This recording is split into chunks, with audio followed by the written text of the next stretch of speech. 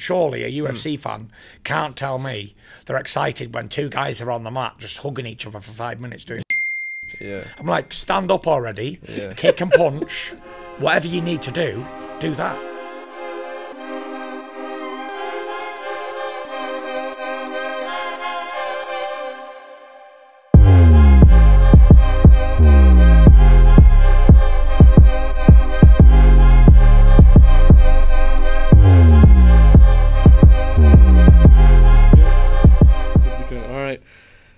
Today's podcast, Out of Interest, Tyson Fury, ladies and gentlemen. For the first time in Out of Interest, we actually have a live viewing. So can I please have a loud cheer for Tyson Fury? All right, we got Tyson Fury on the pod, guys. Woo! Yeah! Look, it's great to have you on, Tyson. You're in Melbourne. You ever come to Melbourne before? Never been to Australia before. It's my first time. Never been to Australia. You're from first time here. United Kingdom. It was a long ass flight, let me tell you that. It's pretty Wow. much. You guys own Australia, though. I've been here a few days, but I've been walking around like the living dead. I feel like a zombie. Yeah, The time travel is crazy. it is. It's different to going to America or anywhere else I've been. Yeah. It's a total different time zone, so my body's been fucked for the last few days. I've never got to see anything. I went out to the press conference, I was like this at the press conference, just like totally zombied, and then I slept for like 15 hours yesterday straight. You got recognised in the streets? I've been out about one time. I've been in the hotel room sleeping. Right. Is this our third day here, Spence? Third day, but we went out at 7:30 in the morning, Okay. and we've got people from everywhere pulling up in cars. Okay. Having So, yeah. pictures at a supermarket of all Yeah, places. yeah. Nobody in the street. All of a sudden, we were mobbed. Right. Yeah. I wanna ask you a question. We'll get straight to it because Yeah. we have limited time. Stress, right? You come across these mammoth guys right in the boxing ring, and how do you deal with the stress and anxiety before a fight?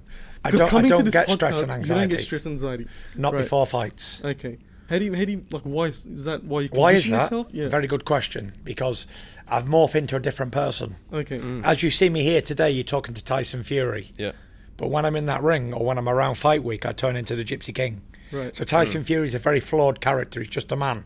Just like everybody else. He has all the problems of a normal man. Yeah. But the Gypsy King is unflawed, he's unbreakable, bulletproof. So do we have Gypsy Solid. King on right now? No, Tyson. you got This Tyson Tyson- Fury, the man. It's very interesting that you say that, because I remember when in the lead up to the Wilder fights, and I saw an interview and you speaking with him, and he was calling all kinds of things into him, a different type of environment. Yeah. But with yourself, it's not that. It's completely different. Yeah. Yeah, and I 100%. So with the Gypsy King, with Wilder, you try to call like entities and things like that. Yeah. But in this case here, I believe you do the opposite of that. Yeah. Yeah. 100%. 100%. You know, you spoke a lot about your past, the depression you've had, the suicidal. You know, you're suicidal essentially. You spoke a lot about it. You've done a lot of podcasts and a lot of interviews about it. But I wanna understand, how did boxing help with that? Did boxing have a part to play for your recovery? I've been suffering with mental health problems my whole life from being a little boy, like 5 years old. I remember being very anxious, but at the time, right up until I was like 27, 28 years old, I had no idea what I was experiencing. Zero education on mental health. So I would be dealing with these problems for my whole life. So I suppose boxing was my release rather than, it wasn't a recovery aid, because I didn't know what I needed to recover from. So all the time I was boxing, and I had an reachable goal of becoming world heavyweight champion and dethroning longest reigning champion of all time, Vladimir Klitschko. It sort of kept me mental health at bay. Yeah. But when I achieved that goal, whole nother story. Yeah. Everything just came crashing down because I didn't have a focus anymore. Yeah. I spoke to a guy called Robbie Williams, a famous pop singer in the UK, Yeah. and he experienced it as well. And another guy who we speak to, a doctor guy, he experienced it as he calls it the paradise syndrome. So when you have an unreachable goal and you reach that goal, then you don't have nothing else in your life to come close to what you've just been trying to reach. Yeah. And then it all falls down around you. Yeah. Now, boxing is it's an industry where you're measured by, wins or losses, right? To you, what really is success in boxing? Is it ultimately just winning, or is it more than just winning? What, winning in boxing? Yeah. Or what's success in boxing? Yeah. Hey, listeners, sorry to hit pause on our amazing chat with Tyson Fury, but I promise it's for a knockout reason. Our sponsors today, Hijaz Financial Services, Australia's largest Islamic financial services provider in the country, wanted to join the ring today with us. And who better to represent them than me? So Ali, it looks like you're ready to knock out some financial hurdles. Just wanted to know, what is your power punch? Thank you for having me, Ali. In fact, our power punch is actually our faith-based approach to financial services. We're committed to providing financial products that are not only robust and competitive, but also aligned with Islamic principles. And I think that's the most important thing that Hijaz offers, ensuring that our clients can also manage their finances without compromising their values. You know, we've seen some tough competitors in the ring. How does Hijaz take on the challenge of traditional finance? That's actually a great question, Ali. And in terms of endurance, our superannuation investments and home finance products are actually designed for the long haul. You know, we assist our clients in making strategic decisions that help their wealth grow steadily over time. Plus, with our knowledgeable team, you know, offering guidance, our clients can confidently navigate their financial journey. Every champ has a secret weapon. What's Hijaz's secret weapon for their clients to win in their financial journey? You know, just like in fighting, technique and strategy are absolutely crucial. You know, we focus on providing financial solutions that are ethical, sustainable, and adhere to Islamic teachings. You know, we avoid investing in industry that harms society or the environment, and our clients absolutely appreciate knowing that their money is being put to good use. Just like our champions in the ring, Hijaz is your champion in the financial arena. Check them out today.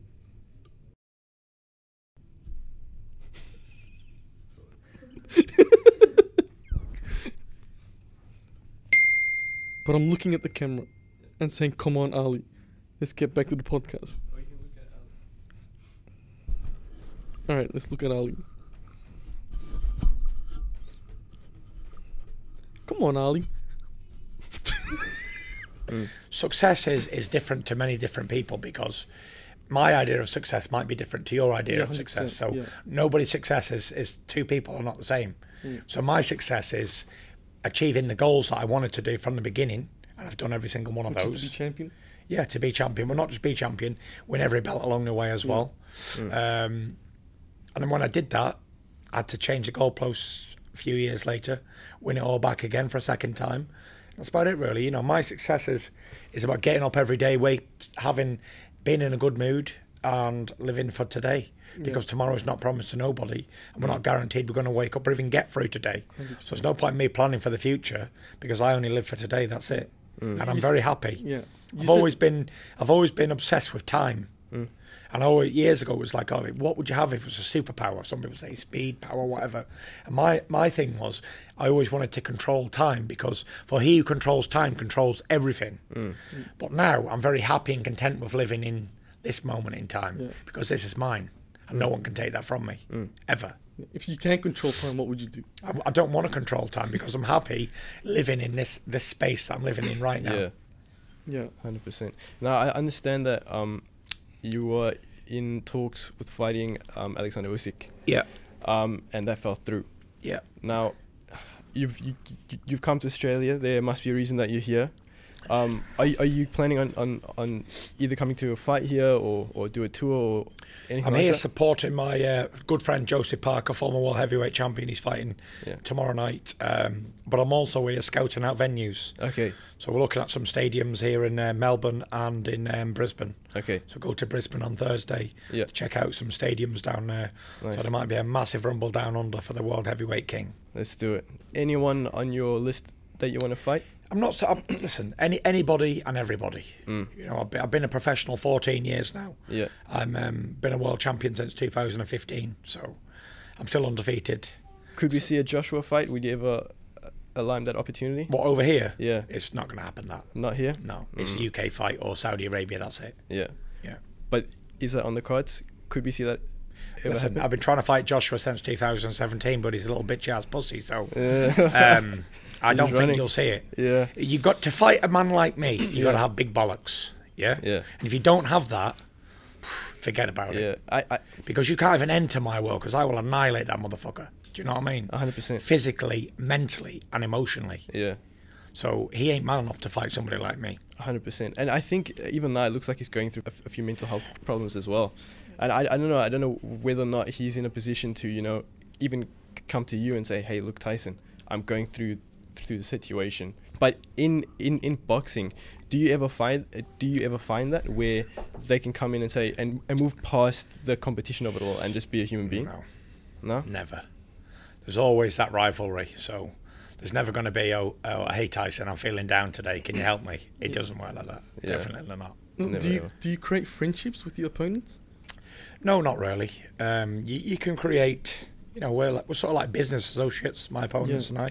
I make them a lot of money, they make me a lot of money. So I don't hate the guys, you know what I mean? So everybody has his part to play. But do we create friendships?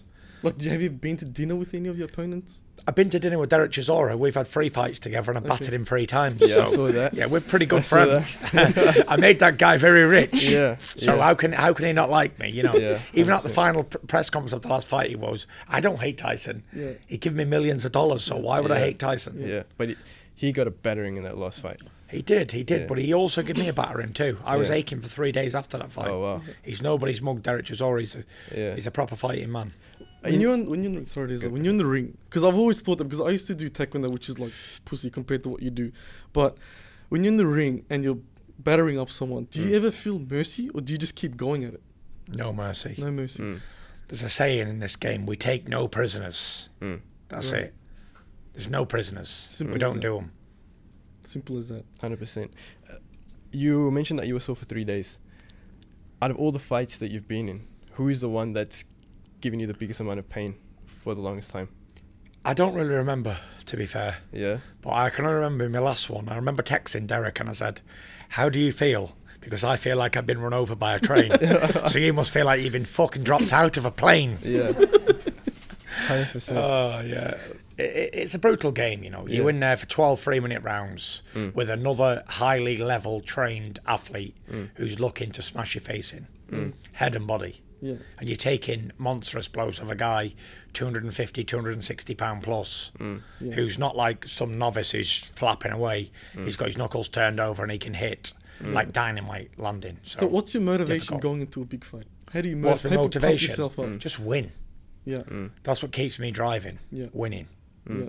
Because, you know, without winning, that's my idea of success, is winning, winning, winning. That's it. That's all I want to do. There's that song in it, all I do is win, win, win, no matter what. And I've seemed to have been able to do that for the last 14 years. Yeah. But there's been times where maybe I should have been knocked out in fights. Yeah. Many times. Yeah. But I always got up and win. Yeah. So there's like a little method to winning. 100%. Some people just know how to win, Yeah. and I believe I know how to win under any circumstance. Because in one of those Wilder fights, you were on the floor. It looked like you were completely gone. Yeah. And then out of nowhere, you look like a possessed man, shot up off the ground and just went at it and just and did the job. Like in that moment when you're on the ground, like how do you motivate yourself to get up? Because we've both fought in the past and we've competed. I've been hit in the face and it's not a good feeling. I can tell you that.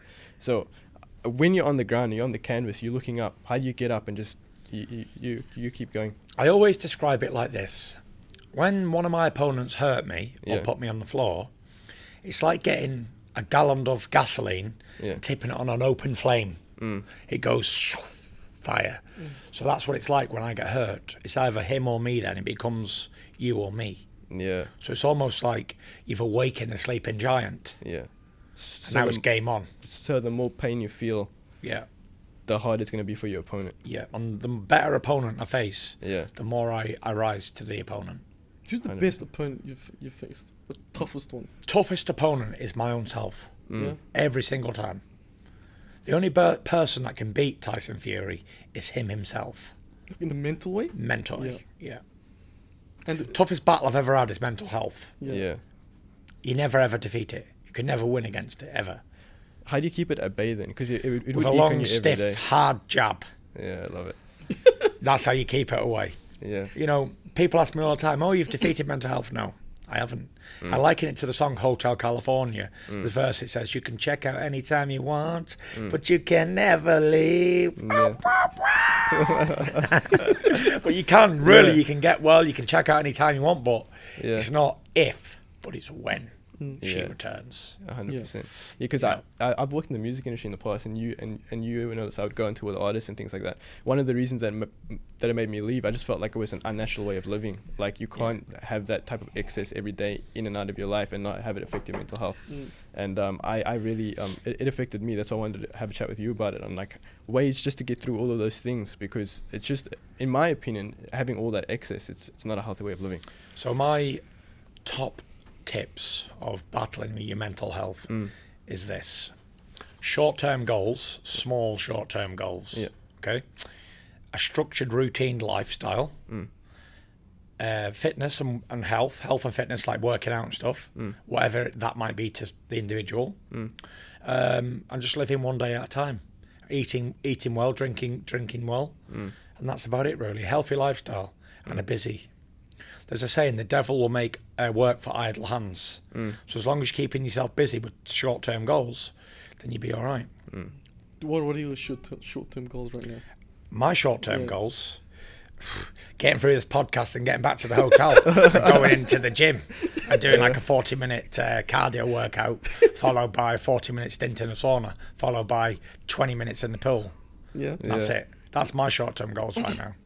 I don't know how to feel about that. I think that is short term. I don't mean like next week or next month. I'm on about like immediately short term. 100%. As long as I've got something to do in your life, I feel like it's a lot better rather than just having nothing to do. When I've got like time away from the gym or time away from what I do, that's the time where I'm at my most susceptible to being brought down by mental health struggle. So as soon as I open my eyes in the morning at 6 a.m, I'm working and doing jobs right until I go to bed at 9 a.m, 9 p.m. rather. I get up early and I go to sleep early. They say, why? Because I'm a different fucking breed, that's why. I don't want to stay up till all hours in the morning. I don't want to lay in bed till 10 o'clock in the afternoon. I want to get up early, go to bed early. That's how I like to live. And my dad says to me, like, you've worked all your life and you've sacrificed all your life to get to this point. And the only thing you can think of doing is training twice a day, 7 days a week. That's it. I live in this little bubble. Spencer will tell you. I hate going away from where I live. And I've got this structured routine. And I hate breaking my routine. I could tell you what I do 7 days a week. Every single day is the same.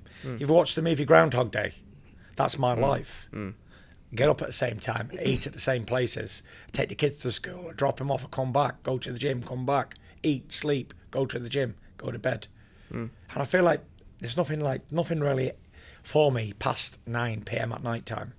Don't get me wrong, I do go out now and again. I do go out partying until all hours in the morning or whatever, but not that often. It's not like a regular thing, maybe 2-3 times a year max. So, and if you were going to go to party, what would be the thing that would cause you to go out? Because it seems you're living quite a structured lifestyle. You're trying to keep your titles and you're trying to get more of those titles. So what would it be that would be able to call you out into that environment? Sometimes you need a release. There's a saying: all work and no play will make Jack a dull boy. And you know, if you live a Spartan lifestyle, so to say, and you don't go out, you don't drink, you don't have any vices, guess what? You ain't gonna make it in life. You ain't gonna make that unreachable goal because you need to be two sides of a coin, and that's the truth. You can't just be focused for so long and not release. There has to be a release sometimes. 100%. I want to touch on, because you mentioned kids before. Yeah. You have 6 kids. Yeah. One on the way, due in September, number 7. Number 7. And I watched the podcast where you said you're on 10. Yeah. Right. So how do you manage your family life? Because you're always traveling, you have a structured life, you know. How does your family fit into all this? You know, I've got a good wife and we've got 6 beautiful kids. We're very just normal people, you know what I mean? We just do normal stuff and that sort of thing, and she's very good at what she does. You know, all props to her, because I couldn't look after the kids on my own, not a chance. And like you say, I'm either away in America or I'm away travelling up and down doing things and stuff, so I always say that I've got to do my job, and that's pay the bills and look after my family, so she understands all of that. So how often would you see your family throughout the year? Oh, I've seen them all the time. You see them all the time? Yeah, I'll only go in to maybe fight twice a year. Okay. And I'll only train for 6-7 weeks per time of it. Okay, that makes sense. You know, so then I'll go away from my family for that during that training camp. But I'll be back after that, and that'll be it then. Yeah. So we go on holidays together, we do all that thing. So I'm not away from them all the time. Well, that makes sense. And when I'm at home, I'm like a full-time, full hands-on dad, you know. I do loads of stuff. And when you're in fight week, or you're training for fight, do you get away from the world, or there's only a select amount of people that can come and see you at that time, or anything like that? Yeah, when I'm in fight camp, I don't want to see no women. I don't want to see anything to go outside world. I don't want to see it. You know, if I'm in a training camp, I'm focused on a goal. And if everyone's not got that same goal in hand, then they have to leave. I don't want to see my wife. I don't want to see my kids during camp because I have to flip a switch to go from dad, husband, to being an animal and a Gypsy King. Yeah. And I can't keep switching it every 2 minutes. It's difficult to go through back and forward, back and forward. I don't want to know about the outside world's problems. I don't know want to know what's happening to John down the road or the guy next door. Just stay away from me. I've got 6-7 weeks that I've got to put my mind in a place of smashing someone to pieces. Then afterwards, tell me whatever you want. So it reminds me of the olden days of when the men used to go to war, because they'd leave their families entirely, and everyone that's around them is just focused on war, on winning and going to conquer. Sounds like exactly the same thing. Some people can have their families around them. Some people thrive under that. I know Terence Crawford is a hell of a fighter, top fighter, American boxer. He trains in the gym with his kids. He's got 6 kids as well. So he trains with his kids in the gym, everything. So not everybody's, two people are not the same, you know what I mean? But for me, it works to get away from everything. There'll be also be in my training camp houses, me, my nutritionist and strength and conditioning guy, nutritionist, me, boxing trainer, that's it. So there'll be 3 people in the house. And in the meantime, I'll have my S&C coach come 2-3 times a week, and my massage guy come 2-3 times a week. That's it. And sometimes my dad or my brother Tommy or my other brothers will come and just see me. But that will be it. They won't tell me about what's going on in the world, anything. So yeah. It seems like you don't even care. It's just, you just focus on what you need to do. I need to focus on what I've got to do, because at that time in my life, nothing else really matters. And every time that something bad happens while I'm in a training camp, well, it messes me up, you know what I mean? So tell me, in your boxing journey, who are the fighters that you're looking up to, and who inspires you in this current world right now? So I've been a major boxing fan my whole life. I always wanted to be world heavyweight champion from being a little kid. I didn't just come to boxing as something second or third choice. Like when I was a kid, you know, some kids want to be firemen, astronauts, whatever. I wanted to be world heavyweight champion, and nothing else was gonna fix me. You know, that was it, that or nothing. So I looked up to all the champions of the past. I remember I used to watch them on TV, and I used to get VHR tapes and watch them all the way through, even the black and white films of them boxing from like the 1800s right up to today. So I have a lot of people that I admire, like Muhammad Ali, Mike Tyson, Lennox Lewis, Sugar Ray Leonard, Ray Robinson, Jake LaMotta, Rocky Marciano. Lots and lots of people that I admire. Yeah. Is there one particular boxer? No. There's a whole array of them. A lot of them, yeah. A lot of people say that when you move in the ring and the way you move, it's quite awkward and things like that. And they sort of have a conversation in the same lines of, you move like Ali in that sense. I don't think it's possible that I can move like Ali, because Ali was like 6'3" and 220 pounds. Yeah. I'm like 6'9", nearly 300 pounds. Yeah. So I don't think it's really possible. Yeah. But I am all over the place, and I am very erratic, and I am a crazy motherfucker in that ring. So because the speed at which you move at that size is insane. Yeah, it's freakishly. I would say I'm a freak in human nature. Yeah. Freak of nature, because I defy all laws of gravity. Yes. Because someone this big, at this weight, shouldn't be able to move like I do. Not at all. Because I think you ranked as number 2 pound for pound at the moment. But I don't believe in pound for pound. I think it's a lot of dog shit, pound for pound. Because pound for pound is like saying what could win in a race, a fucking Ferrari or a lion, if they were the same. You know, nothing's the same. So you can't rank someone as pound for pound, because it's never going to be possible for me to fight someone who's smaller. Do you know what I mean? I can't fight a middleweight or somebody else. So how can they then compare this guy to me? Pound for pound overall, if you put all these boxers in a thing, you know who's going to win? The biggest, strongest, baddest motherfucker of all of them. And that's usually the heavyweight champion. So, you know, you can't say if everyone were the same size, because guess what? Everyone's never going to be the same size. Yeah. So yeah, I don't believe in all that pound for pound. Never have done, never will do.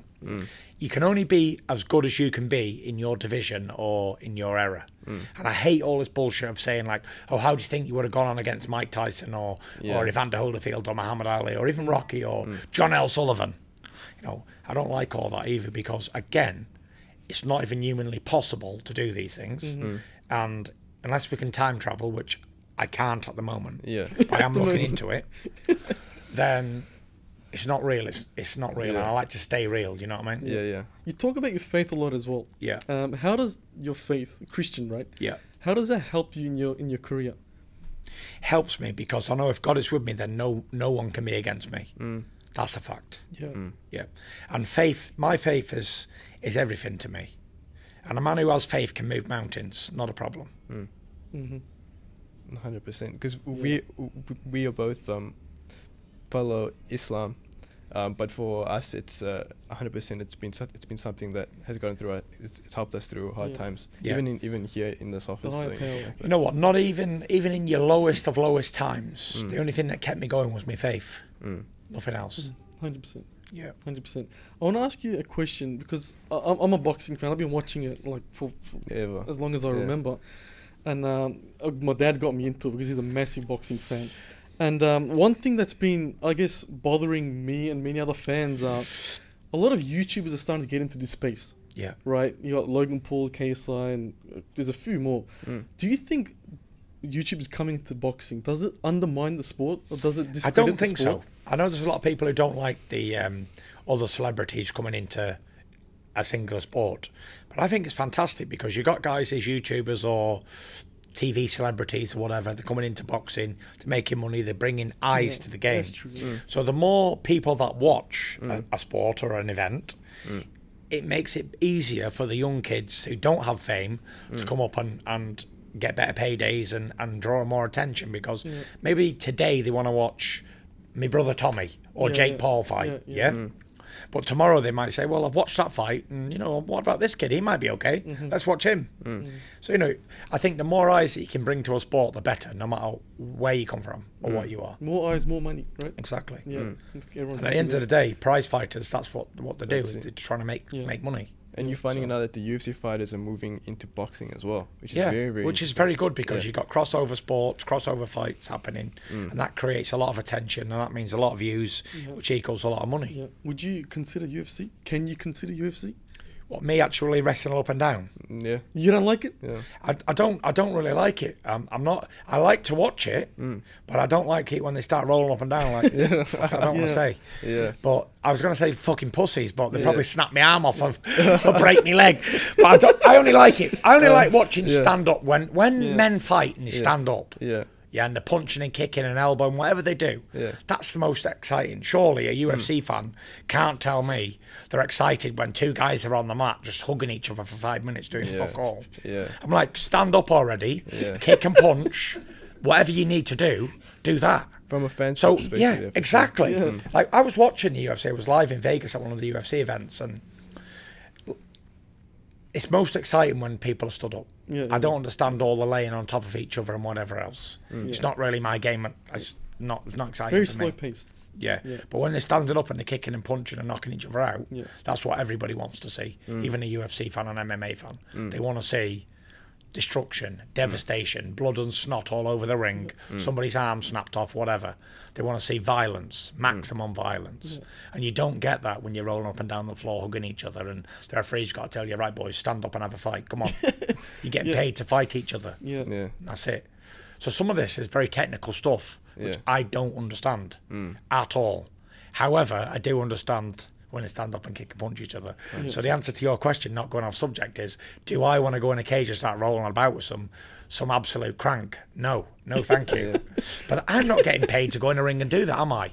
No. I make big boy money in a boxing ring. So if any of these guys want to make some big boy money and they want to fight the champ, well, I suggest get a pair of boxing gloves on and come and fight me under Queensberry rules and make your biggest paydays ever.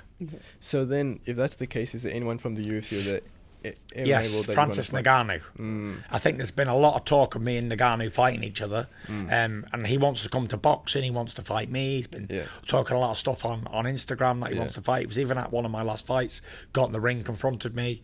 It's potential, but we're having a lot of offers come from the Middle East at the moment to host that fight this summer. Any way we could get the fight in Australia? Yeah, just get the Australian government to put up a shit ton of money and we're here. Yeah. So I'm assuming boxing makes more money than UFC, right? 100%. A lot more. Can you disclose, or is that private? Private information. Private information. Just let's say 10, 20, 30, fucking 50 times the amount. Yeah. Yeah. All right, we'll just do the maths after the podcast. We'll figure something out. 100%. Do you have any last questions for Tyson? Thank you. All right, Tyson, the way we end the podcast, I know you want to get out of here now, get on with your routine. Yes. But the way we end the podcast is we ask 10 rapid-fire questions. You can answer as fast as you want, right? Go. So first question is, what is your favorite pre-fight meal? Steak and sweet potato fries. Steak and sweet potato fries. Who would you want to play in a movie that's about your life? Denzel Washington. Denzel Washington. Okay. You have to be a complex character to play Tyson Fury, and Denzel, he can do that. I know he can. And in today's world, I can see that happening. Of course you can. 100%. 100%. What's one boxing record you'd love to break? I don't really have other people's records that I'm trying to break. I just do me, you know. You just do you? Yeah. Yeah. What's the best advice you've ever received? Best advice I've ever received. Believe in the Lord Jesus Christ and you will be saved. Yeah. Pretty good advice. Yeah. It saved you. So, Yeah. if you could fight any boxer from history, who would it be? Myself. Yourself? Yeah. Because I know how to beat him. I know how to beat Tyson Fury. How could you beat Tyson Fury? With a big fucking stick while he's sleeping.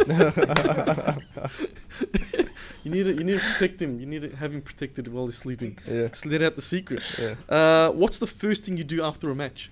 After a match, I thank God for the victory. Yeah. That's First thing I do. beautiful. What's the hardest punch you've ever taken? Hardest punch I've ever taken is probably when I hit myself in the face. You did that? I did. I hit a uppercut and it bounced off his gloves and hit me and almost knocked no. myself out cold. Jesus. And now you know what it's like for the opponent To receive it. to Exactly. receive that. Yeah. If you weren't a boxer, what profession would you choose? Probably be a salesman. I'm very good at talking. Anything Yeah. particular? I could sell anything. Sell anything? Anything? Sales. Yeah, Car anything. sales. They're dodgy, man. I could sell ice to the Eskimos and I could sell sand to the Arabs. Yeah. No problem. We should start a reality show after you retire of you just trying to sell other people things. Yeah. What advice That's an would you idea. give? Write that down, Spence. There you go. Said it here first. It's coming to Netflix or whichever streaming service pays the most money. What advice would you give your 18-year-old self? Be true to yourself and never let anybody else tell you can't do shit. Yeah. Because there's a lot of people in this world, I call them dream crushers. And because they don't have the guts to try something that they want to do in their life, they try and discourage others who are having their go at something they want to do. And everybody who's on a journey will get told, you can't do this, you can't do that, you can't do this. But at the end of the day, you can do anything you want to. The world is your oyster. Go out there and take it by the horns and get what you want. Because anything's possible. Yeah. And the last question, I think you've already answered it, which is if you could have one superpower and you said controlling time. Does anyone here have a question they want to ask him for the last question? No. Really? All right. On that note, we'll end the podcast here. Look, Tyson Fury, thank you so much for so coming. Thank And you, we guys. wish you all the best. Thank you. guys. Thanks so much. All right, cool. I think that was a pretty good podcast. Yeah, I think it was good. I think it was I good. loved it. We wanted to get a lot of things that you didn't speak about. So.